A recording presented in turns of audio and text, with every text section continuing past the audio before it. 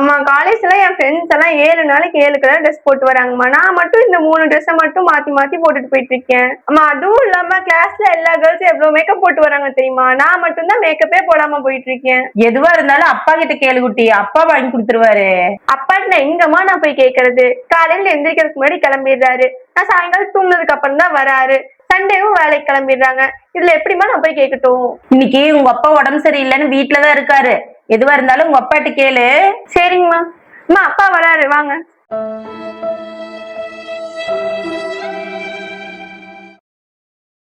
உடம்பு சரியில்லைன்னு சொன்னீங்க, வேலைக்கு கிளம்பிட்டீங்க. இல்லம்மா, கொஞ்சம் வேலை அர்ஜென்ட். ஐயோ, நீங்க வேலைக்கு போகலின்னு நான் சாப்பாடு கூட செய்யலையே. அரிசி வேற மூஞ்சிருச்சு. அரிசிக்காரர்கிட்ட அப்படியே சொல்லிருங்க. பழைய பாக்கி வேற இன்னும் கொடுக்கல. வாடகைக்கு வந்து நேற்று கேட்டு போனாங்க. அதே என்னன்னு கொஞ்சம் பாத்துருங்க. சரி, நான் போறப்ப வீட்டுக்காரர் சொல்லிட்டு போயிடுறேன். அடுத்த மாசம் சேர்த்து கொடுத்துறேன்னு. அப்புறம் உங்க மகளுக்கு என்னென்னமோ வேணுமாமா. காலையில இருந்து என்னை போட்டு நச்சுக்கிட்டு இருக்கிறா. அப்படியா? என்னதாங்க வேணும்?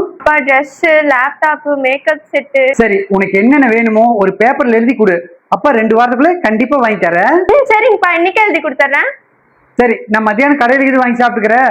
நீ பாப்புக்குட்டி கொண்டு காலேஜில் விட்டு அப்புறம் வந்துரு. சரி. சரிங்க, நான் மற்ற வேலையை பாக்குறேன். உங்க அப்பா 40 ரூபாய்க்கு கணக்கு பார்த்துட்டு மத்தியானம் சாப்பிடாமயே இருந்துக்குவாரு. அப்படியே உன்னை காலேஜ் கூப்பிட்டு போகும்போது உங்க அப்பாவுக்கு ஒரு வாய் சாப்பாடு கொடுத்துட்டு போயிடலாம். அப்புறம் நீ என்னென்னமோ கேட்டியே, அதையும் எழுதி வை, அப்படியே கொடுத்துட்டு போயிடலாம். சரிங்கம்மா, அதை எழுதி வச்சிட்டேங்கம்மா. இந்த நிலையத்துலதான் உங்க அப்பா வேலை செய்யறதா சொன்னாரு. சரி, ஒரு போன் பண்ணவருக்கு. சரிங்கம்மா.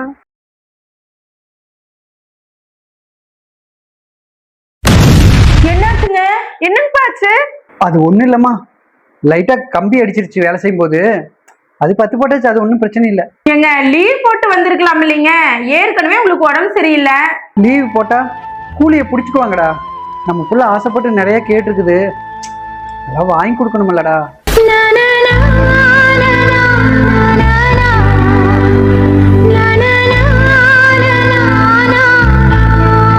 இது இன்னைக்கு நீ பாக்குறதுனால புதுசா தெரியுது. அது இரும்பு அடிச்சடிச்சு பழகி போச்சு.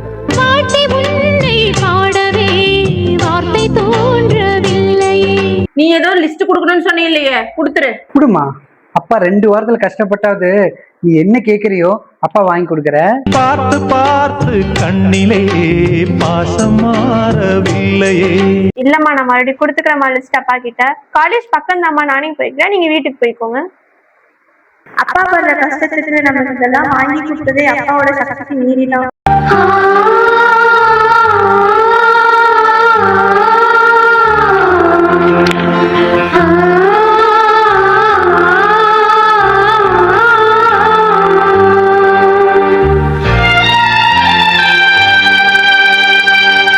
நிச்சயமா நம்ம நல்லா படிச்சு அப்பாவோட நிலைமையை நல்லா உயர்த்தி காட்டணும். இதுதான் என்னோட லட்சியம். இதுதான் அப்பாவுக்கு நான் ஒரு மகளா செய்யற கடமை. அனைவருக்கும் வணக்கம். நான் படுற கஷ்டம் என் குழந்தைக்கு படக்கூடாது. நான் எவ்வளவு கஷ்டப்படுறேன் அது என் குழந்தைகளுக்கு தெரியக்கூடாது.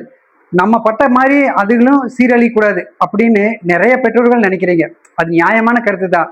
ஆனா ஒண்ணு, நீங்க என்ன கஷ்டப்படுறீங்க அப்படிங்கிறது குழந்தைக்கு தெரியாம வளர்த்துனீங்க அப்படின்னா அந்த குழந்தைகளுக்கு கஷ்டம்னா என்னன்னே தெரியாது. இப்ப இந்த வீடியோல பார்த்தது ஒரு உண்மையான சம்பவம். நான் சமயத்துல சென்னையில ஒரு MBBS படிச்சுட்டு இருக்கிற ஒரு பொண்ணை சந்திச்சேன். தெரிஞ்ச பொண்ணு தான். அந்த பொண்ணு சொன்ன அந்த ஸ்டோரியை தான் இன்னைக்கு நீங்க இப்ப வீடியோவை பார்த்தீங்க. அந்த பொண்ணு ஸ்கூல்ல படிச்சுட்டு இருக்கும்போது அப்பாவுக்கு வந்து நம்மள மாதிரி தான், நம்ம படுற கஷ்டம் நம்ம குழந்தைக்கு தெரியக்கூடாது அப்படின்னு அந்த குழந்தைய நம்ம வளர்த்திருக்காங்க, அந்த பெண் பிள்ளையை வளர்த்திருக்காங்க.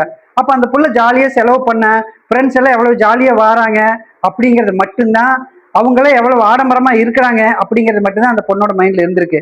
ஆனா ஒரு நாள் இந்த சம்பவம் நடந்த மாதிரி ஒரு நாள் அவங்க அப்பா வேலை செய்யற பக்கம் போய் அந்த பொண்ணு பார்த்ததுல இருந்து அந்த பொண்ணு அப்படியே செஞ்சாயிருக்கு இந்த வீடியோல வர மாதிரி. அதாவது அப்பா இவ்வளவு கஷ்டப்பட்டுதான் நம்மளை படிக்க வைக்கிறாங்களா, இவ்வளவு கஷ்டப்பட்டுதான் நம்ம வீட்டுல அரிசியெல்லாம் வாங்கி கொடுக்குறாங்களா அப்படிங்கிறது அந்த பொண்ணு தெரிஞ்சிருக்கு. அதுக்கப்புறம் தான் அந்த பொண்ணு முழு கவனத்தோட படிக்கிறதுக்கே ஆரம்பிச்சிருக்கு. தன்னோட லட்சிய விதைய தன் மனசுல ஊன ஆரம்பிச்சிருக்கு. அதுதான் நல்ல மரமா வளர்ந்து இன்னைக்கு MBBS நீட் தேர்வுல பாஸ் ஆகி MBBS படிச்சுட்டு இருக்கு அந்த பொண்ணு ஒரு வார்த்தை சொல்லுச்சு, அண்ணா நான் டாக்டர் ஆகி எங்க அப்பாட்ட போய் அப்பா நான் டாக்டர் ஆயிட்டேன்ப்பா அப்படின்னு சொல்லும் போது இப்படி நெஞ்சு மேல கை வச்சுட்டு சிரிக்கிறாங்க பாருங்க. அதுதான் எங்க அப்பாட்ட நான் எதிர்பார்க்கிறேன். இனிமே நான் அப்பாவை கஷ்டப்பட்டு அது வாங்கி கொடுங்கப்பா இது வாங்கி கொடுங்கப்பான்னு நான் தொந்தரவு பண்ண மாட்டேன். முடிஞ்ச வரைக்கும் நான் ஏதோ ஒரு பார்ட் டைமாவது வேலை செஞ்சு நான் படிச்சுட்டு இருக்கிறேன். எங்க அப்பா கிட்ட என்ன தேவையோ, அப்பா எனக்கு எப்படியாவது சீட்டு வாங்கி கொடுங்கப்பா அப்படின்னு கேட்டேன். அவ்வளவு கஷ்டப்பட்டு நீட்ல பாஸ் பண்ணி எப்படியே MBBS நான் படிக்க ஆரம்பிச்சிட்டேன். என்னுடைய குறிக்கோள் எங்க அப்பா முன்னாடி படிச்சு காட்டணும். நான் ஒரு பொண்ணா இருக்கிறதுனால எனக்கு எவ்வளவோ ப்ரப்போசஸ், எவ்வளவோ லவ் டார்ச்சர்கள் எல்லாமே நிறைய வந்தது. எல்லாத்தையும் நான் கடந்து வந்துட்டேன். அப்போ எங்க அப்பா தலையில அடிபட்ட அந்த காயமும் அந்த கரியோட எங்க அப்பாவை நான் பார்த்தேன் பார்த்தீங்களா, அது மட்டும்தான் என் மனசுல இருந்துகிட்டு இருந்தது. அதனாலதான் நான் எப்படியாவது படிச்சு முன்னேறிடணும் அப்படின்னு தாங்க இப்ப நான் படிச்சுட்டு இருக்கிறேன் அப்படின்னு சொல்லி அந்த பொண்ணு சொல்லிச்சு.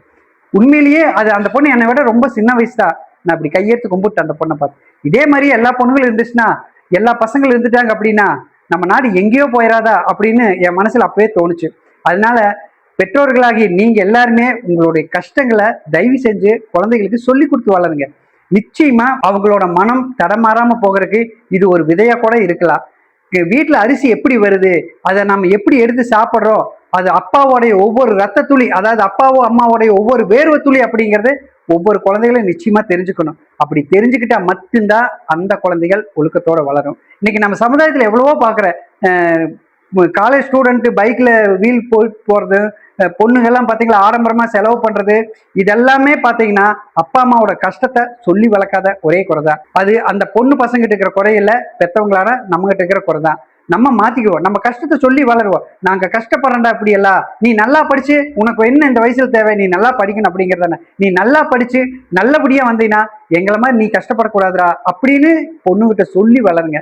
ஒரு காயமானவங்கிட்ட தான் அந்த காயத்தினோட வலியை சொல்ல முடியும். காயமே ஆகாதவங்க கிட்ட அந்த வலி என்னன்னே தெரியாது. கஷ்டம்னா என்னன்னு இன்றைய குழந்தைகள் கண்டிப்பா தெரிஞ்சுக்கணும். இதெல்லாம் ஒரு உணர்வுபூர்வமான செய்தி, மனம் சார்ந்த செய்தி. கண்டிப்பா நம்ம பிள்ளைகளால பெற்றோர்கள் சந்தோஷப்படணும் அப்படின்னா நீங்க உங்களுடைய கஷ்டத்தை சொல்லி வளருங்க. இப்படி எல்லாம் நாங்க கஷ்டப்படுறோம் அப்படின்னு குழந்தைகிட்ட உங்களுடைய கஷ்டத்தை காட்டி வளருங்க. அந்த குழந்தைகள் நிச்சயமா ஒரு நாளும் தடமாறி போகாது, லட்சிய வெறியோட ஜெயிச்சு நல்ல நிலைமைக்கு வந்திருக்கு. நன்றி. பெற்ற தாய் படும் பாடு பிள்ளை தான் அறியாது.